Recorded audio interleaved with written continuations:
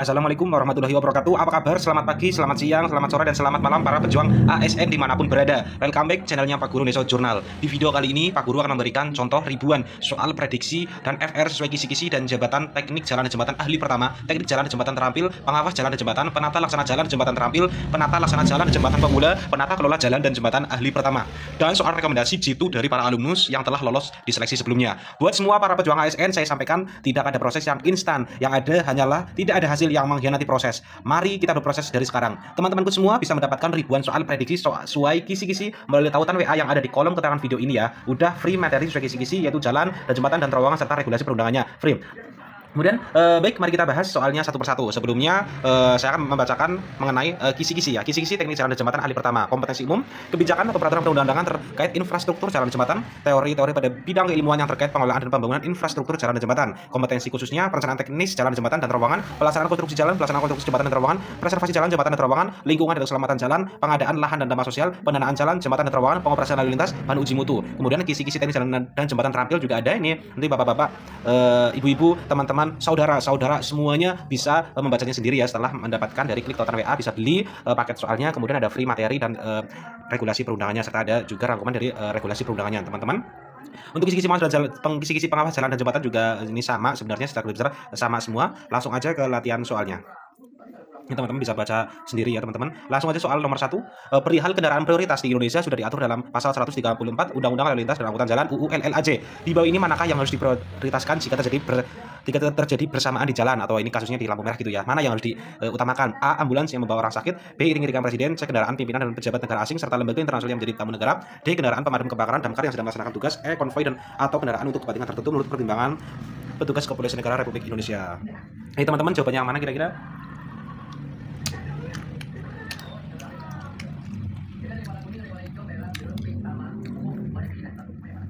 Jawabannya adalah D. Kendaraan pemadam kebakaran harus diprioritaskan karena mereka sedang dalam tugas penting, yaitu memadamkan api dan menyelamatkan banyak nyawa. Mereka perlu cepat sampai di lokasi kebakaran untuk mencegah kerusakan lebih lanjut dan potensi hilangnya nyawa yang lebih banyak.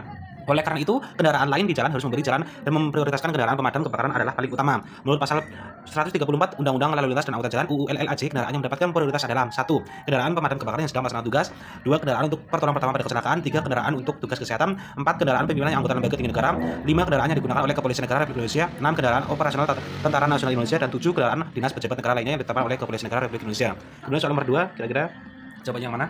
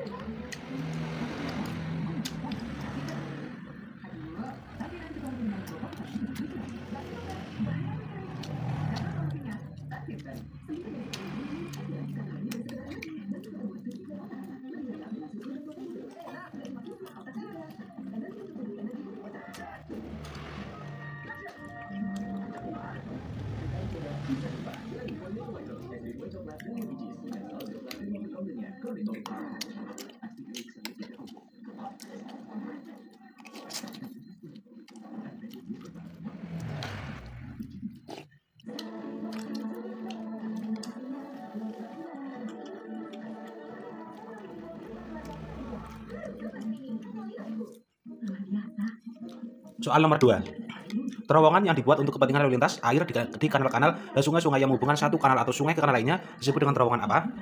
A. Terowongan navigasi. B. Terowongan pejalan kaki. C. Terowongan jalan raya. D. Terowongan transportasi di tambang bawah tanah. E. Terowongan perier. Jawabannya adalah A. Terowongan navigasi adalah jenis terowongan yang dibuat khusus untuk kepentingan lalu lintas air. Terowongan ini biasanya dibangun di kanal-kanal atau sungai-sungai dan berfungsi untuk menghubungkan satu kanal atau sungai ke kanal atau sungai lainnya. Pembangunan terowongan navigasi memungkinkan kapal dan perahu untuk berlayar melalui rute yang sebelumnya tidak dapat atau sulit dijangkau. Dengan demikian, terowongan navigasi memfasilitasi transportasi dan perdagangan antar wilayah yang dilayani oleh kanal atau sungai tersebut. Terowongan navigasi dapat ditemukan di berbagai bagian di dunia dan seringkali menjadi bagian penting dari infrastruktur transportasi suatu negara. Contoh terkenal dari terowongan navigasi termasuk terowongan Canal du Midi di Prancis dan terowongan Standard Gauge di Inggris. Baik teman-teman, jangan lupa untuk mendapatkan soal ribuan soal prediksi sesuai dengan FR, kisi-kisi dan rekomendasi dari teman-teman yang sudah lulus dari tahun sebelumnya. Bisa klik tautan WA yang ada di kolom keterangan video ini. Kemudian soal nomor 3 teman-teman, kira-kira jawaban yang mana?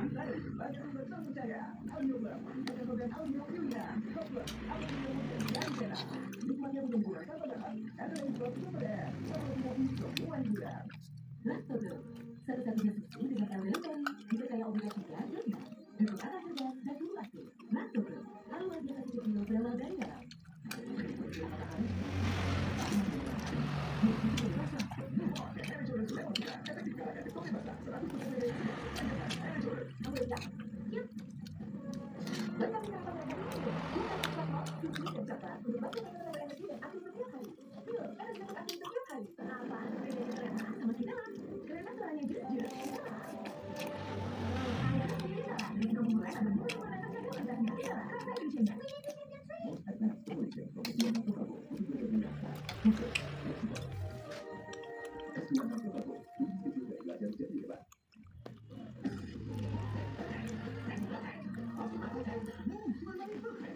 Soal nomor 3, terowongan di bawah ini sering disebut juga dengan terowongan bawah air, sering disebut juga dengan ini terowongan yang di bawah air ya teman-teman, sering disebut dengan apa? A. Underwater tunnel, B. Underwater tunnel, C. Mountain tunnel, D. Tunnel at shallow depth and water city strat, E. Tunnel at shallow depth and water city strat.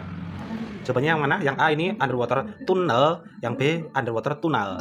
Ini penulisannya juga diperhatikan teman-teman.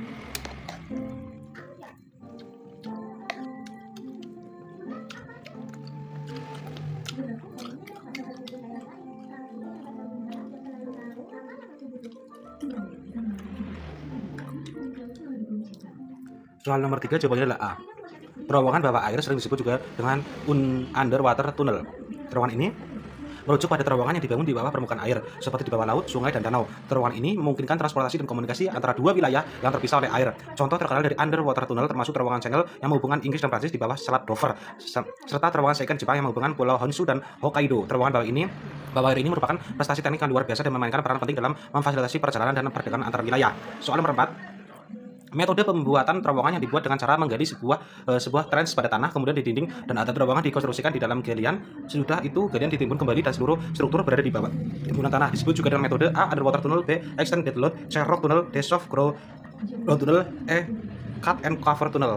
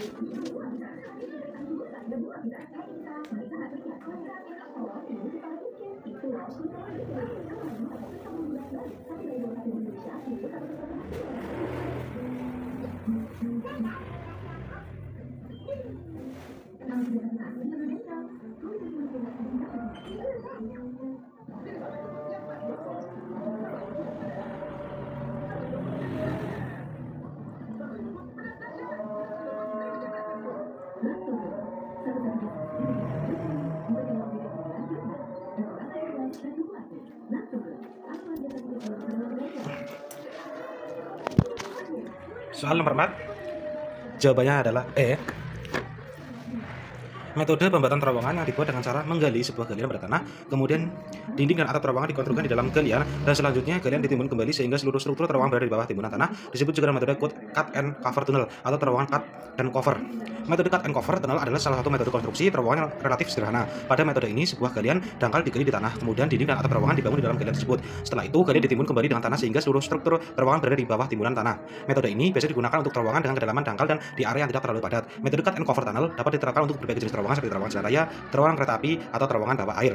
Salah satu keuntungan metode cut and cover tunnel adalah kemudahan dalam konstruksi dan pengaturan ruang di dalam terowongan. Namun, metode ini juga memiliki kelemahan, yaitu adanya gangguan yang cukup besar pada permukaan tanah selama proses konstruksi. Nomor 5, desain penggalian terowongan dan sistem pendukung untuk pembangunan terowongan dapat menimbulkan masalah yang beragam, sehingga perlu mempertimbangkan banyak faktor untuk memilih tipe skema penggalian yang paling tepat. Beberapa faktor yang perlu dipertimbangkan adalah kecuali A. Deformasi yang diizinkan, B. Mesin yang tersedia untuk melakukan pekerjaan, C. Jenis elemen pendukung yang akan digunakan, D. Ukuran terowongan dan geometri yang direncanakan, E. Berat jenis tanah timbunan pada daerah rencana terowongan.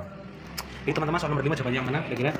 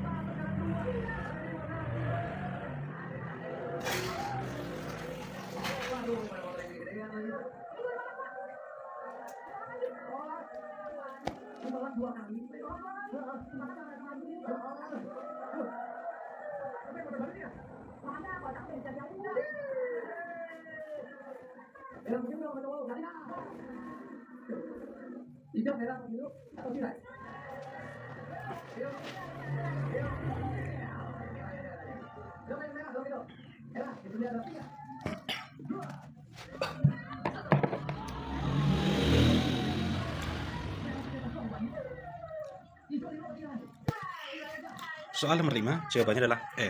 Faktor yang perlu dipertimbangkan dalam memilih tipe skema penggalian yang paling tepat untuk pembangunan terowongan adalah sebagai berikut. A. Deformasi yang diizinkan merupakan batasan deformasi yang dapat diterima pada struktur dan lingkungan sekitar terowongan selama proses konstruksi dan operasi. B. Mesin yang tersedia untuk melakukan pekerjaan menuntut jenis dan ukuran mesin yang dapat digunakan untuk melakukan penggalian dan pekerjaan pendukung terowongan. C. Jenis elemen pendukung yang akan digunakan memilih jenis elemen pendukung seperti dinding, penahan, strut, atau sistem penyangga lainnya yang sesuai dengan kondisi tanah dan kebutuhan struktur terowongan. D. Ukuran terowongan dan geometri yang direncanakan merupakan faktor penting dalam menentukan dimensi dan bentuk terowongan yang sesuai dengan kebutuhan proyek, termasuk lebar, tinggi, dan kelemahan terowongan. E. Berat jenis tanah timbunan pada daerah rencana terowongan. Faktor ini tidak relevan dalam mempertimbangkan tipe skema penggalian terowongan. Berarti jenis tanah timbunan dapat mempengaruhi stabilitas dan kekuatan struktur terowongan, namun bukan merupakan faktor yang dipertimbangkan dalam memilih skema penggalian. Jawabannya adalah 6E. Teman-teman jangan lupa untuk mendapatkan ribuan soal prediksi, soal jitu, soal FR, kisi-kisi, dan rekomendasi teman-teman yang sudah lulus seleksi sebelumnya klik tautan WA yang ada di kolom keterangan video ini. Soal nomor 6 teman-teman, pengertian alinyemen vertikal artinya A. Perpotongan bidang vertikal dengan bidang perkerasan jalan melalui sumbu jalan untuk jalan 5 jalur 5 arah atau melalui tepi dalam masing-masing perkerasan untuk jalan dengan median atau disebut penampang memanjang jalan terdiri landai dan lengkung. B. Perpotongan bidang vertikal dengan bidang perkerasan jalan melalui sumbu jalan untuk jalan 2 lajur 2 arah atau melalui tepi dalam masing-masing perkerasan untuk jalan dengan median atau disebut penampang memanjang jalan terdiri landai dan lengkung. C. Perpotongan bidang vertikal dengan bidang perkerasan jalan melalui sumbu jalan untuk jalan 3 lajur 3 arah atau melalui tepi dalam masing-masing perkerasan untuk jalan dengan median atau disebut penampang memanjang jalan terdiri landai dan lengkung. Nomor 4. Untuk D. Perpotongan bidang vertikal dengan bidang perkerasan jalan melalui sumbu jalan untuk jalan 4 lajur 4 arah atau melalui tepi dalam masing-masing perkerasan untuk jalan dengan median atau disebut penampang memanjang jalan terdiri landai dan lengkung. E. Perpotongan bidang vertikal dengan bidang perkerasan jalan melalui sumbu jalan untuk jalan 1 lajur 1 arah atau melalui tepi dalam masing-masing perkerasan untuk jalan dengan median atau disebut penampang memanjang jalan terdiri landai dan lengkung. Jawabannya adalah B. Pengertian alinyemen vertikal adalah perpotongan bidang vertikal dengan bidang perkerasan jalan melalui sumbu jalan untuk jalan 2 lajur 2 arah atau melalui tepi dalam masing-masing perkerasan untuk jalan dengan median. Alinyemen vertikal juga dikenal sebagai penampang memanjang jalan yang terdiri dari bagian landai dan bagian lengkung. Dalam konteks ini, alinyemen vertikal mengacu pada penampang jalan yang dibentuk oleh perpotongan antara bidang vertikal yang melalui sumbu jalan atau tepi dalam perkerasan dengan bidang perkerasan jalan itu sendiri. Penampang ini mencakup bagian landai yang merupakan bagian lurus dari jalan dan bagian lengkung yang merupakan bagian melengkung yang mengikut kontur jalan. Soal nomor 7. Gaya rem harus diambil yang terbesar dari A. 5% dari berat gunner truk desain, B. 25% dari berat gunner truk desain, C. 20% dari berat gunner truk desain, D. 10% dari berat gunner truk desain, E. 15% dari berat gunner truk desain. Jawabannya adalah B. Gaya rem yang harus diambil adalah yang terbesar dari 25% dari berat gunner truk desain. Hal ini berarti bahwa rem pada truk garis mampu menghasilkan gaya pengereman yang sebenarnya 25% dari berat gunner truk desain. Gaya rem yang diambil ini penting untuk memastikan truk dapat diberhentikan dengan aman dan efektif saat pengereman. Nomor 8.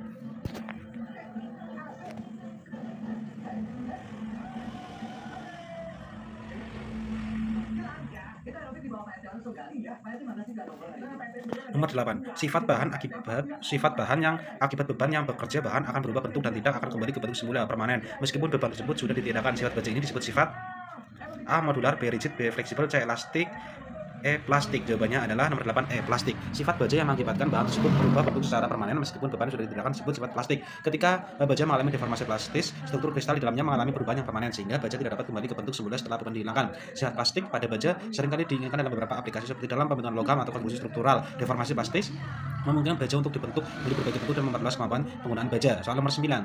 Dan Shan adalah jembatan terpanjang di dunia yang berada di Cina. Berapa panjangkah bentangnya? A 165 km, B 170 km, C 160 km, D 165 km, dan E 120 km. Jawabannya adalah A. Dan Shan adalah jembatan terpanjang di dunia yang terletak di Cina. Panjang bentangnya adalah 165 km. Soal nomor 10. Syarat profil jalan rel yang baik kecuali. Nah, momen pertahanannya harus cukup besar untuk menahan tegangan lentur akibat tekanan roda sehingga irisnya berbentuk I. Rel harus mudah ditambahkan pada bantalan sehingga kaki rel harus dibuat lebar dan sisi bawahnya datar. C. Konstruksi rel dibangun dengan material terbaik. D. Rumah rel harus sesuai dengan bentuk roda sehingga keausan lambat. E. Biaya konstruksi semurah mungkin. Jawabannya adalah E. Syarat profil jalan rel yang baik adalah sebagai berikut.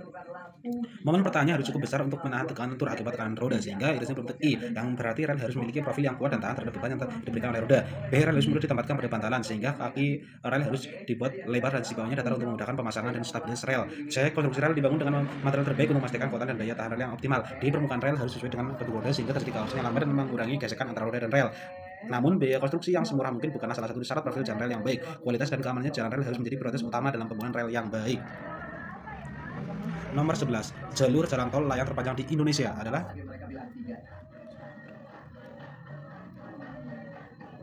Nomor 3, yakin. Yakin, Del. Oke. Mudah-mudahan isinya lampu hijau sehingga perjalanan kita berlanjut. Kita bukan nomor 3. 3, 2, 1. Lampu hijau, lampu hijau. Selamat buat Erwina. Satu persimpangan dalam berlampu merah lagi. Mau nomor berapa sekarang? Ada yang bilang nomor 1.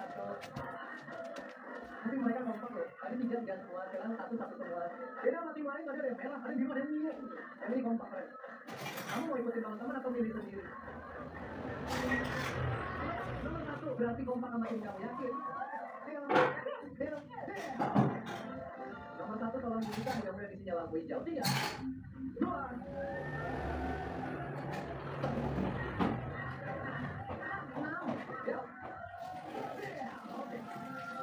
kalau ini milih sendiri, satu tim bilang 2, ada pilih 6. Cuma kalau salah kalau jawabnya dia C, karena milih sendiri. Mau lanjut saya buka apa kita mau buka forum, saya kasih duit 10 juta. Kenapa sih dapat 2 kali cuma 10 juta? Jangan, sampai situ banyak, ditangkap.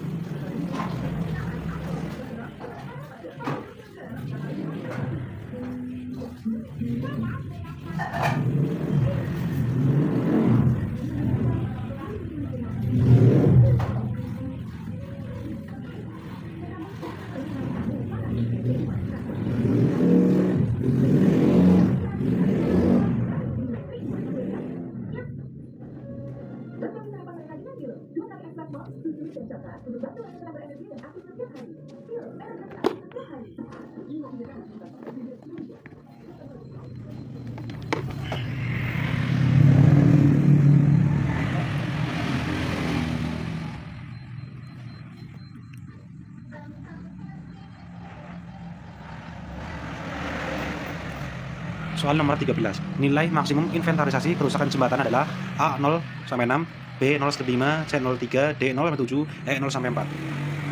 Jawabannya adalah B. Nilai maksimum inventarisasi kerusakan jembatan adalah 0 sampai 5. Pada inventarisasi kerusakan jembatan biasanya digunakan skala penilaian yang mengkategorikan tingkat kerusakan dari 0 hingga 5. Angka 0 menunjukkan bahwa jembatan dalam kondisi baik tanpa kerusakan, sedangkan angka 5 menunjukkan kerusakan yang parah atau bahkan kehancuran total. Dengan menggunakan skala 0 sampai 5, penilaian inventarisasi kerusakan jembatan dapat memberikan informasi yang berguna dalam menentukan tindakan perbaikan yang diperlukan untuk menjaga keamanan dan keberlanjutan jembatan. Soal nomor 14. Deformasi struktur jembatan diakibatkan oleh regime pergerakan angin disebut A. Aerostruktur, B. Aerodinamis, C. Aerofutur, D. Aerostatik, E. Aeroelastik. Jawabannya adalah E. Deformasi struktur jembatan yang disebabkan oleh regime pergerakan angin disebut aeroelastik. Aeroelastik adalah studi tentang respons dinamis struktur terhadap beban aerodinamis, termasuk deformasi yang terjadi akibat gaya-gaya angin yang bekerja pada struktur. Ketika angin mengalir melalui jembatan, tekanan dan gaya angin dapat menyebabkan getaran dan deformasi pada struktur jembatan. Fenomena ini harus diperhitungkan dalam desain dan analisis struktur jembatan untuk memastikan keamanan dan kendalian jembatan terhadap beban angin. Soal nomor 15.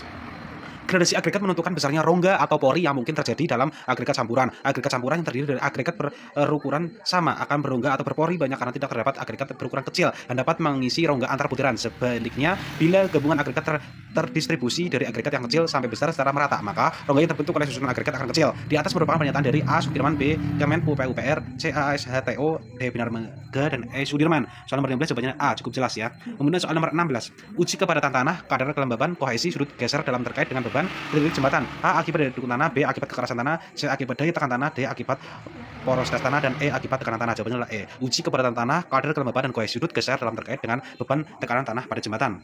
Jembatan harus dirancang untuk menahan beban tekanan dari tanah di sekitarnya. Uji kepadatan tanah, kadar kelembaban dan kohesi sudut geser digunakan untuk memahami karakteristik dan sifat mekanik tanah di sekitar jembatan. Informasi ini penting untuk merancang struktur jembatan yang dapat menahan tekanan dan beban dari tanah yang ada di sekitarnya. Soal nomor 17, sebuah truk dengan muatan penuh melaju dengan kecepatan 120 km per jam. Berapakah desain kelandaian maksimum jalan? A 4%, B 6%, C 5%, D 7%, E 3%. Teman-teman jangan lupa untuk mendapatkan soal ribuan, 2000-an, pokoknya ribuan soal prediksi sesuai dengan kisi-kisi, sesuai dengan rekomendasi teman-teman yang sudah lulus, dan free materi serta regulasi perundangan mengenai jalan dan jembatan. Teman-teman bisa mengklik tautan WA yang ada di kolom keterangan video ini. Nanti akan dijawab dengan fast respon. Teman-teman, nomor 17 jawabannya yang mana?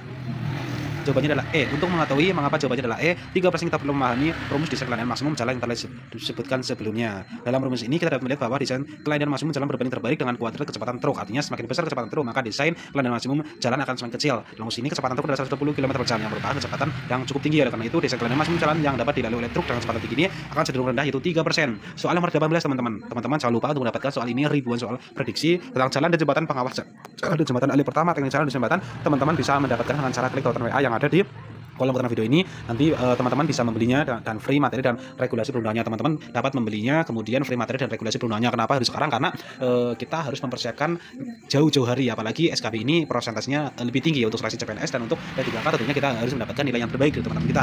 Soal nomor 18 jawabannya adalah C. Dalam konteks daya tahan agregat bahan aspal terdapat berbagai faktor seperti perubahan suhu, panas matahari, hujan, dan kelembaban. Faktor yang tidak termasuk dalam daya tahan agregat terhadap proses ini adalah siraman air keras. Jawaban C. Penjelasan yang tepat adalah bahwa agregat bahan aspal umumnya terdapat perubahan suhu, panas matahari, hujan, dan kelembaban karena sifat-sifatnya yang dapat mengatasi pengaruh dari faktor tersebut. Namun siraman air keras dapat merusak agregat bahan aspal secara kimia, misalnya dengan mengikis atau mengubah struktur kimia dari agregat tersebut. Oleh karena itu, siraman air keras tidak termasuk dalam daya tahan agregat bahan aspal terhadap proses kimia. Soal nomor 19, berikut ini merupakan komponen utama dalam pemeriksaan kelayakan jembatan adalah mana, teman-teman? Soal nomor 11, A pelah jembatan, B pondasi jembatan, C expansion joint, D bangunan pengaman sungai, dan E aspal jembatan. Teman-teman jangan lupa untuk mendapatkan soal prediksi sesuai dan kisi-kisi rekomendasi FR. Kita bocoran teman-teman, ada ribuan soal bisa didapatkan teman-teman dengan cara klik tautan WA yang di kolom keterangan video ini. Teman-teman dapat membelinya, ada free materinya banyak banget, dan regulasi perundangannya tentunya ada juga dari rangkuman dari regulasi-regulasi yang ada.